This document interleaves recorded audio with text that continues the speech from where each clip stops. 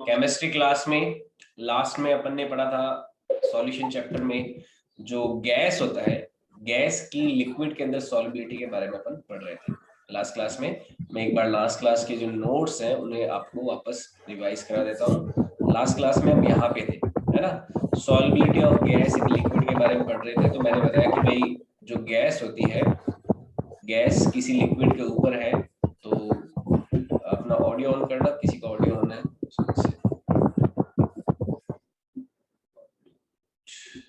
हाँ, तो कोई गैस जो होती है लिक्विड के ऊपर, उस वजह से गैस के पार्टिकल्स लिक्विड की सरफेस पे टकरा के लिक्विड के अंदर जाते हैं।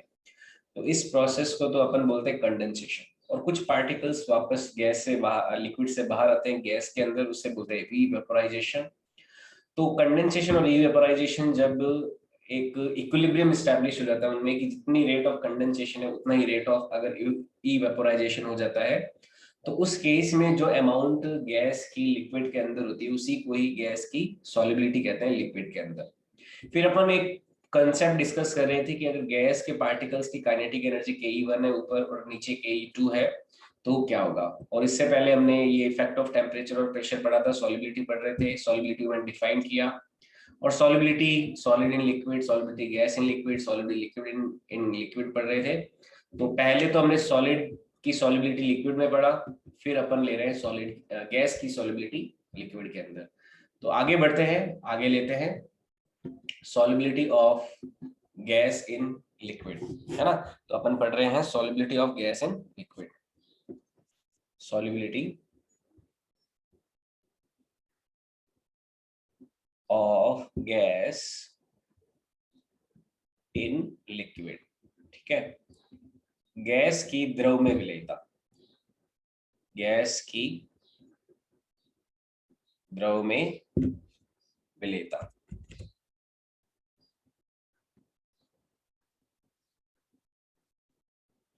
तो इसे अपन पढ़ रहे हैं solubility of gas in liquid.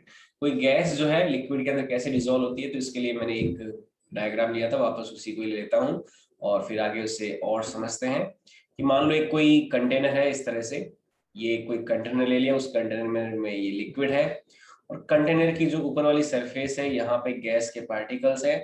अब ये गैस के पार्टिकल्स जो है इस लिक्विड के अंदर डिसॉल्व हो रहे हैं, घुल रहे हैं, है ना। यहाँ पे लिक्विड के अंदर डिसॉल्व हो रहे हैं। तो इसमें दो तरह का प्रोसेस होता है। एक तो गैस के पार्टिकल्स का लिक्विड के सरफेस पे टकरा के लिक्विड के अंदर जाना, इसे बोलते हैं अपन कंडेंसेशन। और कुछ पार्टिकल लिक्विड की सरफेस से वापस बाहर आ जाएंगे गैस फेज में, उसे बोलेंगे इवेपोराइजेशन।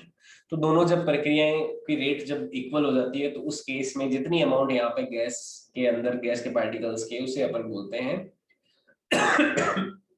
Solubility of solubility of gas. ठीक है, अब मैं एक पॉइंट डिस्कस कर रहा था कि यहाँ पे कोई गैस का पार्टिकल है, तो मान लीजिए उसकी कोई काइनेटिक एनर्जी है ke1। इसकी काइनेटिक एनर्जी क्या मान ली हमने, कोई ke1 है, कहाँ पे, जो गैस के पार्टिकल जब बाहर मौजूद थे। और गैस के पार्टिकल जब लिक्विड के अंदर है तब उसकी काइनेटिक एनर्जी क्या है, ke2 है। ठीक है, ke1 तो हो गया kinetic energy of gas particle in gas phase, और kinetic energy of gas particle in gas in liquid phase, यानी कि गैस के पार्टिकल जब लिक्विड में और गैस के पार्टिकल जब एयर में है, यहाँ पे बाहर है, तो उस केस में। अब एक आपसे सवाल पूछता हूँ कि काइनेटिक एनर्जी कौन सी ज्यादा होगी, यहाँ पे गैस के पार्टिकल जब गैस फेज में थे उस वक्त ज्यादा होगी, या गैस के पार्टिकल जब लिक्विड फेज में आएंगे तब ज्यादा होगी। तो काइनेटिक एनर्जी कौन सी ज्यादा होगी, अपना ऑडियो ऑन कर सकते हो या मैसेज करिए मुझे कि काइनेटिक एनर्जी यानी कि गैस का पार्टिकल किस फेज में फास्ट चलेगा, यहाँ पे गैस का पार्टिकल फास्ट चल रहा होगा या फिर लिक्विड के अंदर गैस का पार्टिकल फास्ट चलेगा। तो इसका जवाब दीजिए मुझे। सर एयर में ज्यादा तेज चल रहा होगा। एयर में काइनेटिक एनर्जी सेकंड है। हाँ, तो एयर में ज्यादा तेज चलेगा ना यहाँ पे। तो इसका मतलब मैं क्या कर सकता हूँ कि यहाँ पे काइनेटिक एनर्जी जो है एयर में, यानी काइनेटिक एनर्जी जो फर्स्ट होगी गैस के पार्टिकल की, ज्यादा होगी किससे, काइनेटिक एनर्जी सेकंड से। जब गैस का पार्टिकल लिक्विड के अंदर आ जाएगा तो उसकी काइनेटिक एनर्जी रिड्यूस हो जाएगी, कम हो जाएगी। अब ये जो काइनेटिक एनर्जी रिड्यूस हुई है, एक तरह से क्या हुआ है, गैस के पार्टिकल्स की कलेक्टिव काइनेटिक एनर्जी का लॉस हो गया। गैस के जितने भी पार्टिकल्स थे जो यहाँ पे आए, मान लो इसने 1 जूल दी, इसने 2 जूल, इसने 1 जूल, 2 जूल, तो मान लो 100 जूल का लॉस हो गया। अब किसी भी प्रोसेस में अगर सिस्टम, जैसे यहाँ पे सिस्टम कौन है, गैस के पार्टिकल्स है, तो किसी भी प्रोसेस में अगर सिस्टम के पार्टिकल या फिर कोई सिस्टम अगर हीट का लॉस करता है, एनर्जी का लॉस करता है, तो वो कैसा प्रोसेस होता है, एक्सोथर्मिक प्रोसेस होता है। तो यहाँ पे एक बात ये ध्यान में रखनी है अपन को कि here gas particles will lose their kinetic energy by dissolving in liquid। ठीक है, तो जैसे जैसे गैस के पार्टिकल लिक्विड में डिसॉल्व होंगे वो अपनी काइनेटिक एनर्जी को लूज कर देंगे, यानी कि काइनेटिक एनर्जी में उनके लॉस हो जाएगा। यहाँ गैस के कणों की गतिज ऊर्जा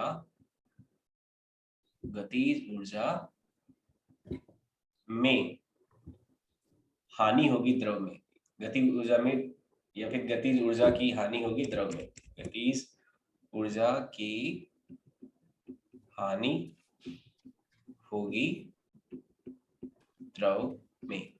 तो गैस के पार्टिकल्स जो है हीट लूज करेंगे, यानी काइनेटिक एनर्जी लूज करेंगे।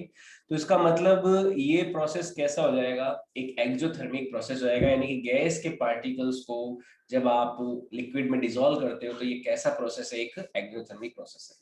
तो यहाँ पे अपन ये बात लिख सकते हैं कि dissolving gas particle into a liquid is a exothermic process. So we can say, we can conclude that dissolving gas into liquid, gas को जब लिक्विड में डिसॉल्व करते हैं तो ये कैसा एक एनर्जी लॉस प्रोसेस है, is a energy loss process. और एनर्जी लॉस प्रोसेस होता है वो क्या होता है, exothermic process. So it is a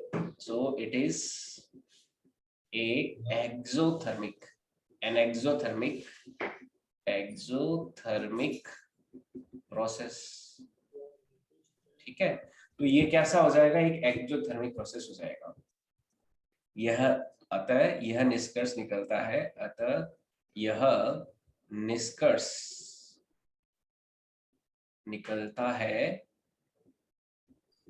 है कि गैस का द्रव में घुलना एक कैसा प्रक्रम है, ये ऊष्मा क्षेपी प्रक्रम है, एक ऊष्मा क्षेपी प्रक्रम है।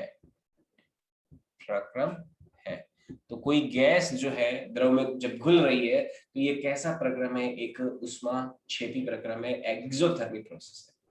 अब किसी भी एक्सोथर्मिक प्रोसेस में अगर आप टेम्परेचर बढ़ाते हो, अगर एक्सोथर्मिक प्रोसेस का रेट बढ़ाना है तो टेम्परेचर बढ़ाना चाहिए या घटाना चाहिए, फटाफट बताओ मेरे को। अगर कोई प्रोसेस एक्सोथर्मिक है और आप उसको रेट बढ़ाना चाहते हो उस प्रोसेस का, तो टेम्परेचर को बढ़ाना चाहिए घटाना चाहिए, घटाना चाहिए ना, घटाना चाहिए, बिल्कुल सही। तो इसका मतलब क्या है कि कोई गैस की सॉल्युबिलिटी को अगर बढ़ाना है तो टेम्परेचर क्या करना होगा, घटाना पड़ेगा। तो यहाँ पे मैं ऐसा लिख देता हूँ, अगर हमें solubility of gas in liquid अगर बढ़ानी है, यानी कि गैस की सॉल्युबिलिटी लिक्विड में अगर बढ़ानी है, कैसे इंक्रीज होगी, अगर बढ़ानी है तो टेम्परेचर को क्या करना पड़ेगा, हमेशा घटाना पड़ेगा। क्यों, क्योंकि हमेशा क्या हो गया, एक एक्सोथर्मिक प्रोसेस हो गया। और अगर सॉल्युबिलिटी घटानी है तो घटाने के लिए क्या करना पड़ेगा, टेम्परेचर इंक्रीज करना पड़ेगा। तो गैस की सॉल्युबिलिटी बढ़ानी है तो टेम्परेचर डिक्रीज करो, और गैस की सॉल्युबिलिटी डिक्रीज करनी है तो टेम्परेचर इंक्रीज करना पड़ेगा। तो ये पहला पॉइंट हो जाएगा हमारा, इफेक्ट ऑफ टेम्परेचर। ठीक है, तो टेम्परेचर का इफेक्ट यानी कि तापमान का प्रभाव, तापमान का प्रभाव, तो ये तापमान का किस पे ऊपर प्रभाव है, सॉल्युबिलिटी पे प्रभाव है। जो सॉल्युबिलिटी है ना गैस की लिक्विड के अंदर, उस पे अपन क्या पढ़ रहे हैं, सबसे पहले इफेक्ट ऑफ टेम्परेचर पढ़ रहे हैं।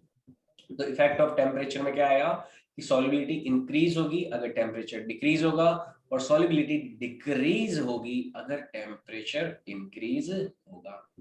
ये बात क्लियर है, क्योंकि हम ने यहाँ पे समझा कि गैस जब लिक्विड के अंदर डिसॉल्व होती है तो ये एक एक्सोथर्मिक प्रोसेस है, और एक्सोथर्मिक प्रोसेस में हमेशा टेम्परेचर कम करते हैं तो वो बढ़ता है, टेम्परेचर बढ़ाते हैं तो वो घटता है। तो पहला पॉइंट क्लियर है यहाँ पे टेम्परेचर वाला, कि टेम्परेचर अगर घटाएंगे तो सॉल्युबिलिटी बढ़ेगी।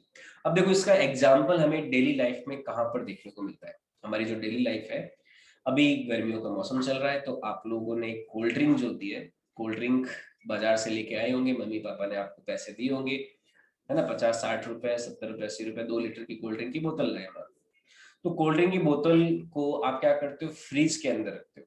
फ्रिज के अंदर क्यों रखते हो, क्योंकि कोल्ड ड्रिंक कैसे बनती है, कोल्ड ड्रिंक बनती है सोडा से। और जो सोडा वाटर होता है, सोडा वाटर कैसे बनता है, सोडा वाटर बनता है जब कार्बन डाइऑक्साइड को वाटर के अंदर डिसॉल्व करते हैं। सोडा कैसे बनता है, सोडा कैसे बनता है मैं आपको बता दूं। सोडा जो होता है, सोडा क्या होता है, जो CO2 होती है उसको वाटर में जब डिसॉल्व किया जाता है, पानी में घोला जाता है, तो उससे क्या बनता है, सोडा बनता है। और सोडा के अंदर हम कुछ फ्लेवर्स जब ऐड कर देते हैं, जैसे चॉकलेट फ्लेवर, मैंगो, ये ऑरेंज फ्लेवर वगैरह, जो फ्लेवर्स होते हैं ये जब ऐड करते हैं तो कभी वो पेप्सी बन जाती है, कभी कोका कोला बन जाती है, कभी मिरिंडा बन जाती है, कभी फैंटा बन जाती है, कभी स्प्राइट बन जाती है, कभी ड्यू बन जाती है। तो अलग अलग क्या है कि ब्रांड की जो कोल्ड ड्रिंक्स है वो बन जाती है।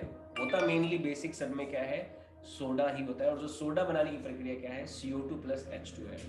आपने देखा होगा सोडा अगर पीने गए हो कहीं पे, जैसे एक रानी बाजार में सरदार जी की दुकान है, बड़ी फेमस है, अभी तो लॉकडाउन में कोई दुकान नहीं खुली। व्यास कॉलोनी में भी सोडा की बहुत सारी दुकानें हैं जहाँ पे आपने सोडा पिया होगा। तो आप सोडा मेकिंग प्रोसेस को अगर ध्यान से देखो तो वहाँ पे सोडा बनाने वाला जो व्यक्ति होता है, एक तो बहुत ज्यादा हाई प्रेशर लगाता है पानी के अंदर। CO2 तो देखो यहाँ पे आसपास में हमारे पास मौजूद ही है। तो CO2 क्या होती है, वाटर के अंदर डिसॉल्व हो जाती है। तो CO2 वाटर के अंदर डिसॉल्व करने के लिए क्या कंडीशन होगी, पहले तो टेम्परेचर आप कम करोगे, है ना, तो उससे सोडा बन जाएगा। सोडा से बनती है कोल्ड ड्रिंक, और कोल्ड ड्रिंक में CO2 ज्यादा से ज्यादा मिली रहे उसके लिए अपन क्या करते हैं, कोल्ड ड्रिंक को फ्रिज में रखते हैं। फ्रिज में रख के अपन जब पीते हैं तो अपन को वो कोल्ड ड्रिंक का जो टेस्ट आता है ना, एकदम एकदम इचिंग सा, एक स्पार्किंग टेस्ट, है ना, मुंह में जाती है, एकदम लगता है। तो वो टेस्ट कैसे आता है, जो CO2 है वाटर में डिसॉल्व होती है, उस वजह से वो टेस्ट क्रिएट होता है सोडा का। तो इसके लिए अपन क्या करते हैं, टेम्परेचर को कम रखते हैं। तो ये कोल्ड ड्रिंक इंडस्ट्री में बहुत बड़ा एक एप्लीकेशन है यहाँ पे टेम्परेचर का। तो ये हो गया सोडा कैसे बना, CO2 + वाटर। और CO2 में जब फ्लेवर ऐड करेंगे तो कोल्ड ड्रिंक बन जाता है। CO2 में जब आप क्या ऐड करते हो, फ्लेवर ऐड करते हो, फ्लेवर, तो इससे बन जाएगी कोल्ड ड्रिंक। तो कोल्ड ड्रिंक अगर बनानी है तो अपन टेम्परेचर क्यों कम रखते हैं, इसका अभी हमने कारण समझा, क्योंकि हमें CO2 कंटेंट ज्यादा रहता है। तो ये हो गया पहला यहाँ पे इफेक्ट ऑफ टेम्परेचर। अब नेक्स्ट इफेक्ट पे चलते हैं। नेक्स्ट इफेक्ट है इफेक्ट ऑफ प्रेशर। जैसे दो इफेक्ट पढ़ रहे हैं ना अपन, पहला तो इफेक्ट पढ़ते हैं इफेक्ट ऑफ प्रेशर, और दूसरा पढ़ते हैं अपन इफेक्ट ऑफ टेम्परेचर। तो इफेक्ट ऑफ टेम्परेचर तो इस केस में अपन ने पढ़ लिया। अब अपन लेते हैं इफेक्ट ऑफ प्रेशर। दूसरा इफेक्ट पढ़ते हैं effect of pressure, effect of pressure यानी कि दाब का प्रभाव, दाब का प्रभाव। तो प्रेशर का इफेक्ट क्या होगा इसमें, प्रेशर किस तरह से इफेक्ट करेगी। देखो ये प्रेशर का इफेक्ट किसके ऊपर पड़ रहे हैं, solubility of gas in liquid के लिए पढ़ रहे हैं। और यहाँ पे एक बहुत ही मजेदार लॉ पढ़ने वाले हैं, इसको ऐसे ऑब्लिक हेडिंग में ये भी लिख सकते हैं आप, Henry law, Henry law, Henry का नियम। तो यहाँ पे हम हेनरी नियम पढ़ने वाले हैं। तो देखो अगर मैं प्रेशर के इफेक्ट को अंडरस्टैंड करना चाहता हूँ तो वापस में वही कंटेनर ले लिया, इस कंटेनर में ये लिक्विड ले लिया, इस लिक्विड में ये मान लो ये कंटेनर है लिक्विड, और ये ले लिया कंटेनर कोई, ठीक है।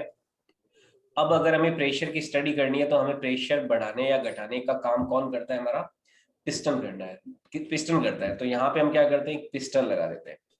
ये लगा दिया हमने कोई एक पिस्टन, ठीक है। ये मान लो एक पिस्टन है, पिस्टन को दबाते हैं ऊपर से या फिर यहाँ से इसको नीचे की ओर दबाते हैं तो प्रेशर बढ़ जाता है, और यहाँ से ऊपर की ओर बढ़ा लेके जाते हैं तो प्रेशर को अपन घटा सकते हैं। तो अगर मान लो यहाँ पे प्रेशर कंट्रोल करना है, यहाँ पे तो है गैस के पार्टिकल्स, ठीक है, ये गैस के पार्टिकल्स है लिक्विड की सरफेस के ऊपर, और यहाँ पे है हमारा गैस के पार्टिकल्स इस लिक्विड के अंदर, ठीक है।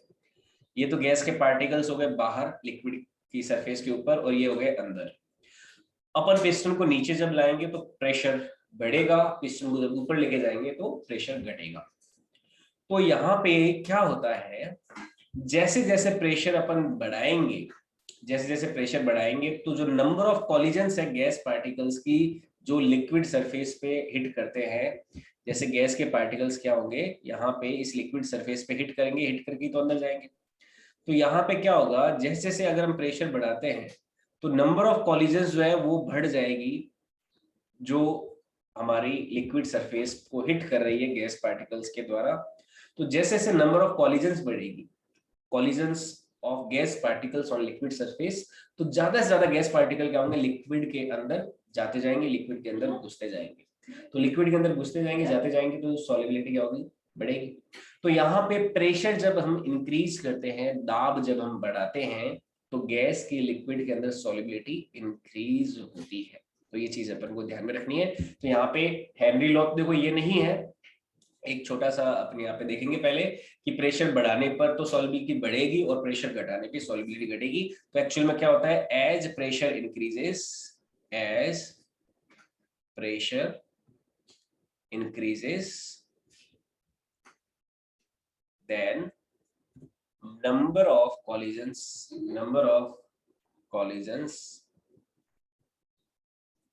by gas particles on liquid surface increases, liquid surface increases, so solubility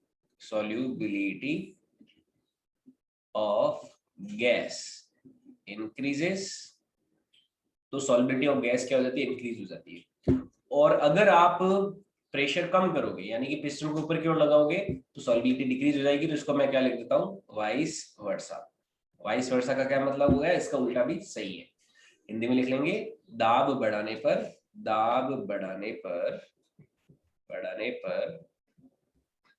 gas के कणों की द्रव की सतह पर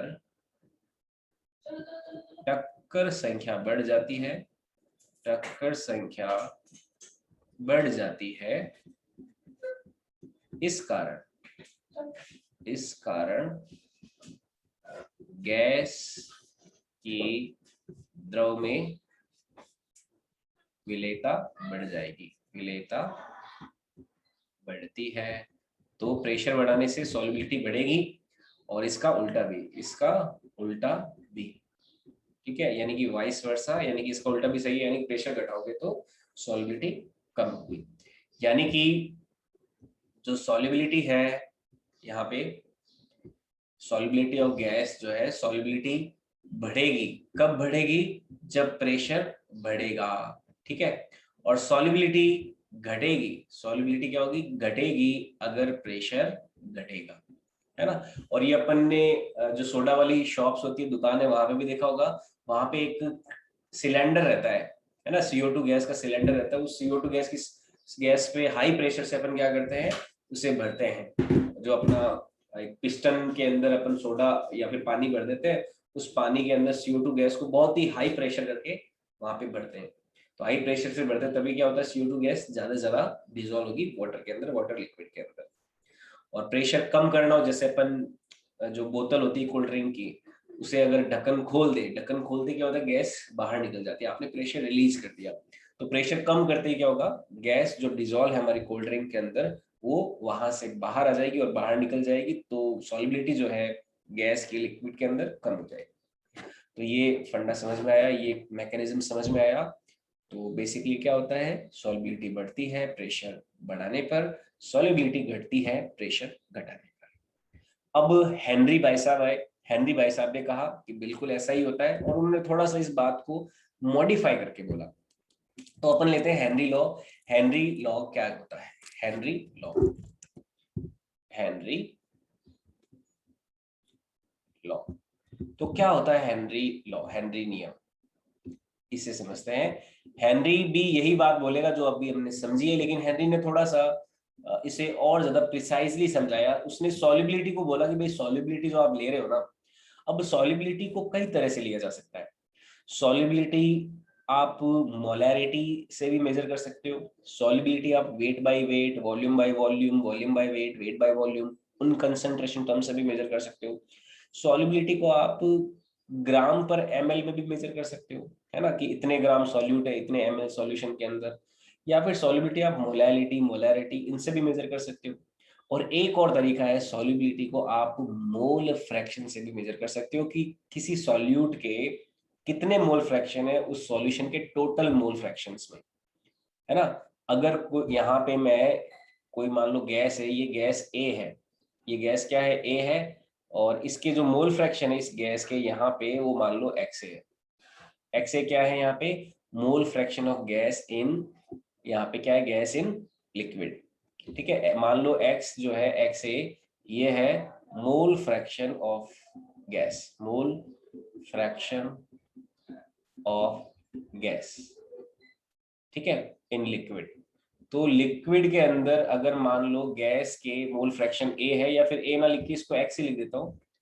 मान लो ये कोई गैस है और गैस के मोल फ्रैक्शन जो है लिक्विड के अंदर वो एक्स है।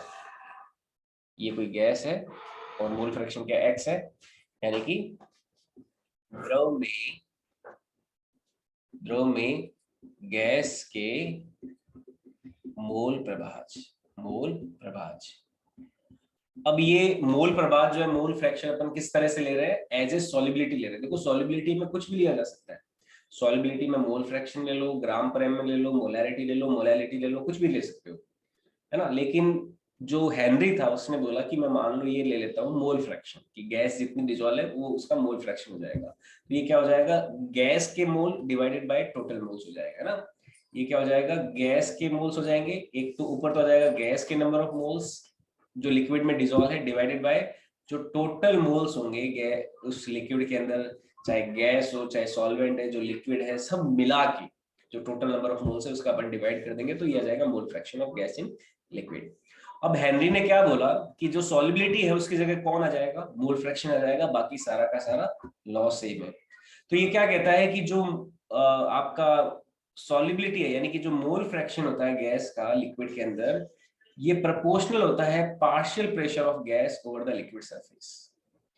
जो मोल फ्रैक्शन है गैस का, वो लिक्विड सरफेस के ऊपर जो गैस का पार्शियल प्रेशर है, ये क्या है, पी क्या है, देखो यहाँ पे प्रेशर ऑफ गैस नहीं है, यहाँ पे पी है partial pressure of gas over the liquid surface. तो मोल फ्रैक्शन बढ़ेगा अगर पार्शियल प्रेशर ज्यादा होगा, मोल फ्रैक्शन घटेगा पार्शियल प्रेशर कम होगा, तो इसको अपन बोल सकते हैं mole fraction is proportional to partial pressure of the gas over the liquid surface. तो यहाँ पे P क्या है, P इज partial pressure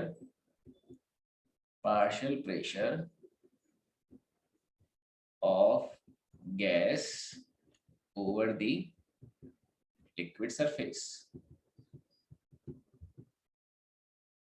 तो ये क्या है, द्रव की सतह पर, द्रव की सतह पर गैस का पार्शियल प्रेशर को हिंदी में बोलते हैं आंशिक, यह है आंशिक दाब। तो ये पार्शियल प्रेशर हो गया P। तो X is proportional to P, ये हेनरी ने बोला। वही सेम बात है, देखो सॉल्युबिलिटी प्रेशर के प्रोपोर्शनल है। यहाँ से अपन क्या बोल सकते थे कि जो ये सॉल्युबिलिटी जो है वो क्या है, प्रेशर के प्रोपोर्शनल, ऐसा बोल सकते थे ना, क्योंकि सॉल्युबिलिटी बढ़ती है प्रेशर बढ़ाने पर, सॉल्युबिलिटी घटती है प्रेशर घटाने पर। तो सॉल्युबिलिटी इज प्रोपोर्शनल P, या फिर mole fraction is proportional to P। ठीक है, मैं इसे स्टेटमेंट के तौर पे लिख देता हूँ। हेनरी लॉ क्या कहता है, स्टेटमेंट, यानी कि ये जो हेनरी लॉ है उसका स्टेटमेंट क्या होगा, ये कहता है कि mole fraction of A gas in liquid, gas dissolved in liquid, gas dissolved in liquid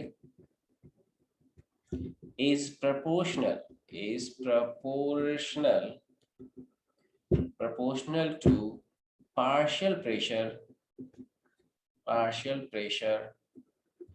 of gas over the liquid surface,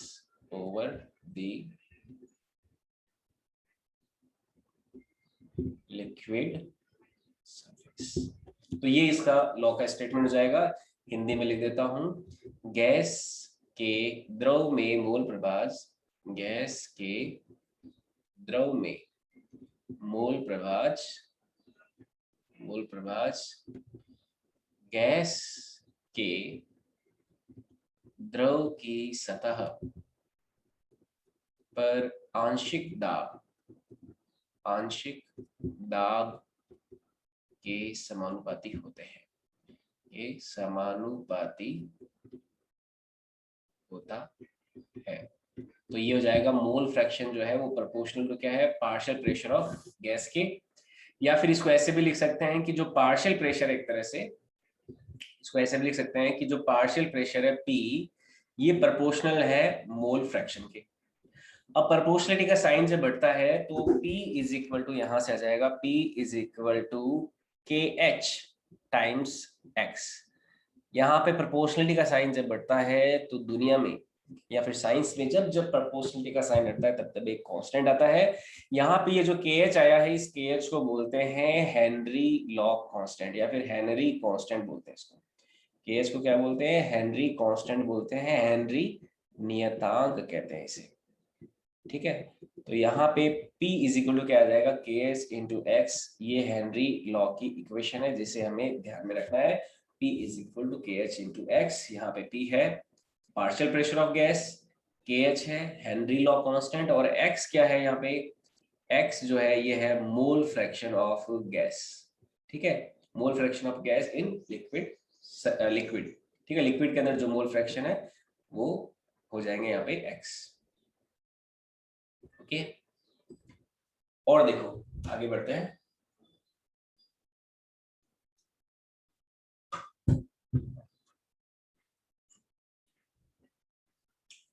अब ये हेनरी लॉ जो है, हेनरी कांस्टेंट जो है KH, वो किन किन बातों पे डिपेंड करेगा, उन पे बात करें कि KH की वैल्यू कैसे चेंज होगी, KH ज्यादा होगा कम होगा, तो उन पे बात करते हैं। देखो सबसे पहली बात, अगर कोई गैस ज्यादा सॉल्युबल है तो उसके लिए KH ज्यादा होना चाहिए या कम होना चाहिए, फटाफट मेरे को इसका आंसर बताइए। अगर कोई गैस, मान लो नाइट्रोजन है, ऑक्सीजन है, क्लोरीन है, इन सब में अपन कंपेयर कर रहे हैं और अपन देखते हैं कि कोई गैस किसी फिक्स टेम्परेचर या प्रेशर की कंडीशन पे ज्यादा अगर सॉल्युबल आ रही है, तो जो गैस ज्यादा सॉल्युबल है उसके लिए KH की वैल्यू ज्यादा होनी चाहिए या कम होनी चाहिए। तो KH का वैल्यू ज्यादा या कम क्या सिग्निफाई करता है किसी गैस के लिए, है ना। हेनरी कांस्टेंट जो KH है उससे हमें क्या पता चलेगा किसी गैस का बिहेवियर ज्यादा सॉल्युबल है वो या फिर कम सॉल्युबल है। इसके बारे में अगर अपन को कमेंट करना हो तो क्या कहेंगे, फटाफट मेरे को मैसेज में या फिर ऑडियो ऑन करके बताइए।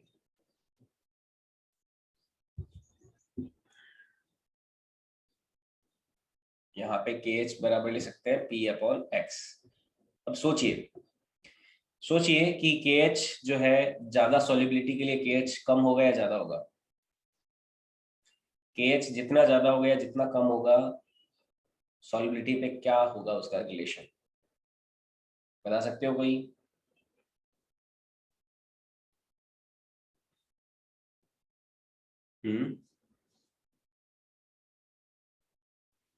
देखो समझना इस बात को, यहाँ पे जो X है, X हमारा क्या है, मोल फ्रैक्शन है, जो कि क्या है, सॉल्युबिलिटी का ही तो फॉर्म है। X क्या है हमारा, मोल फ्रैक्शन है, वो mole fraction of gas in liquid है, तो वो क्या एक तरह से सॉल्युबिलिटी तो है। अगर मैं x की वैल्यू बढ़ाना चाहता हूँ, अगर मान लो कोई गैस है तो उसके लिए x बहुत ज्यादा हो, मान लो मोल फ्रैक्शन उसका बहुत ज्यादा हो, यानी कि सॉल्युबिलिटी बहुत ज्यादा हो, तो उसके लिए KH की वैल्यू क्या होगी, यहाँ पे देखो कम होगी। तो किसी गैस का हेनरी कांस्टेंट जितना कम होगा उतनी उसकी सॉल्युबिलिटी ज्यादा हमें मिलेगी किसी फिक्स प्रेशर पर। अगर मान लो मैं 1 atm प्रेशर पर कोई गैस ए लिया, बी लिया, सी लिया, डी लिया, ई लिया, है ना, और उसमें से मान लो बी जो वाली गैस, जो बी गैस है, जो बी गैस का सैंपल है वो 1 atm पे सबसे ज्यादा घुलता है, तो उस गैस का हेनरी लॉ कांस्टेंट सबसे कम होगा। तो जिस गैस की सॉल्युबिलिटी सबसे ज्यादा होगी किसी फिक्स टेम्परेचर पे, उसका हेनरी लॉ कांस्टेंट KH सबसे कम होगा। तो eight fix temperature, eight fix temperature, sorry, fixed pressure, at fixed pressure, the gas which have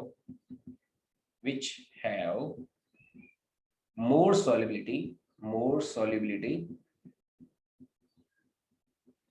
will have least value of KH। तो समान दाब के लिए उस गैस का KH सबसे कम होगा जिसकी विलेयता सबसे ज्यादा है। समान दाब के लिए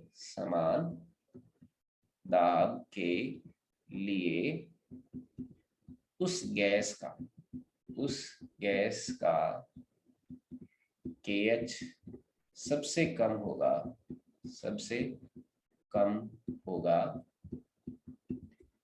जिस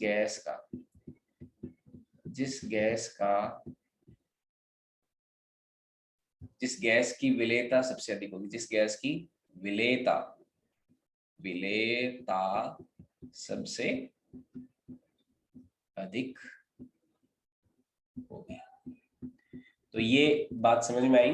तो सॉल्युबिलिटी ज्यादा होने का मतलब क्या है, उस गैस का KH की वैल्यू कम होनी चाहिए। हाँ मम्मी, आई बात समझ में। तो ये हमें एक थंब ऑफ द रूल ध्यान में रखना है। KH वैल्यू ज्यादा क्या सिग्निफाई करती है कि वो गैस लेस सॉल्युबल है, और KH वैल्यू लो क्या सिग्निफाई करती है कि वो गैस ज्यादा सॉल्युबल है ना। आई बात समझ में, क्लियर है ये चीज? किसी को कोई डाउट हो तो पूछ सकते हो। I hope you got the point. Okay, अब नेक्स्ट मैं आपके सामने एक सवाल रखता हूं कि अगर मान लो टेम्परेचर अगर बढ़ाएं या घटाएं, तो उसका KH पर क्या प्रभाव पड़ेगा। KH जो होता है, KH डिपेंड अपॉन टेम्परेचर, तो KH जो है KH डिपेंड अपॉन टेम्परेचर, यानी कि तापमान पर KH की वैल्यू जो होती है वो निर्भर करती है। ठीक है, KH तापमान पर निर्भर करता है। अब देखो KH कैसे डिपेंड करेगा।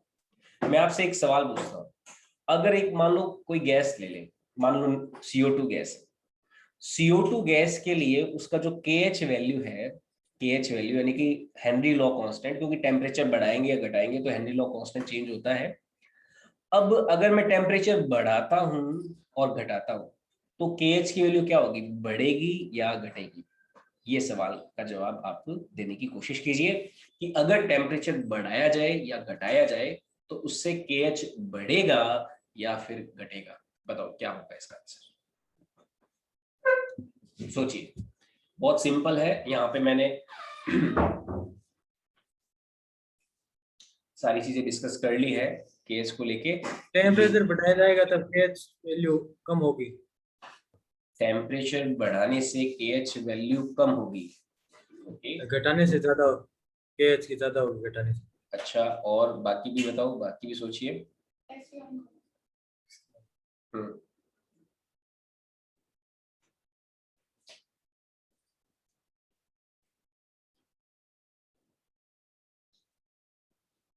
बताओ। KH की वैल्यू देखो क्या होगी। अब देखो मैं इसको ऐसे कनेक्ट करता हूं, टेम्परेचर बढ़ाने से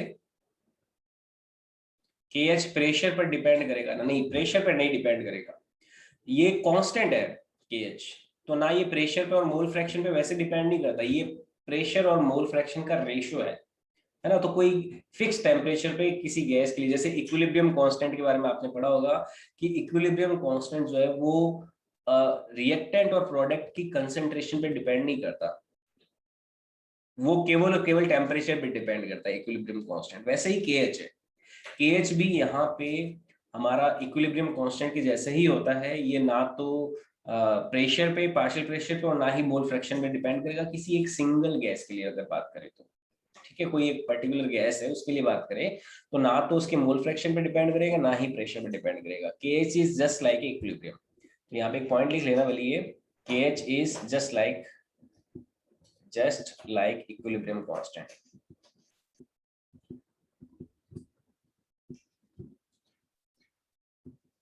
तो ये क्या है, इक्विलिब्रियम साम्यावस्था नियतांक जो है उसके जैसे।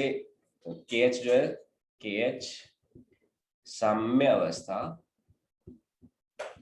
नियतांक की तरह केवल तापमान पर निर्भर करेगा, केवल तापमान पर निर्भर करता